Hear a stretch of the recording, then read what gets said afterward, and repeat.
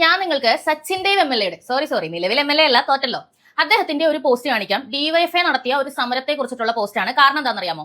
Petrol ഡീസലിന് വില കൂട്ടി, 3 രൂപ കൂട്ടി. അപ്പോൾ ഇതിനെതിരെ, കേന്ദ്രത്തിന്റെ ഈ നടപടിക്കെതിരെ ഇവർ പ്രതിഷേധിക്കുകയാണ് അത്രേ.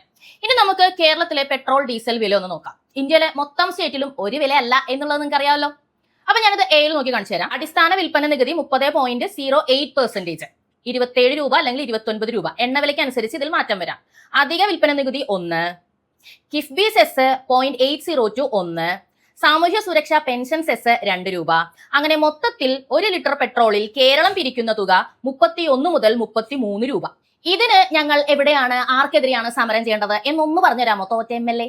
യുദ്ധത്തിന്റെ സാഹചര്യത്തിൽ ലോകമെമ്പാടും പെട്രോൾ ഡീസൽ ഉൽപ്പന്നങ്ങൾക്ക് വില കൂടിക്കഴിഞ്ഞു. ഏകദേശം ഈ പറയുന്ന എണ്ണയൊക്കെ കയ്യിൽ വെച്ചിരിക്കുന്ന രാജ്യങ്ങളുടെ വരെ അവസ്ഥ അത് തന്നെയാണ്. ഇന്ത്യയിൽ ഇത്രയും ദിവസം വില കൂടാതെ പിടിച്ചു നിന്നത് പ്രധാനമന്ത്രിയുടെ കഴിവാണ് എന്നൊന്നും നിങ്ങൾ അംഗീകരിക്കണ്ട.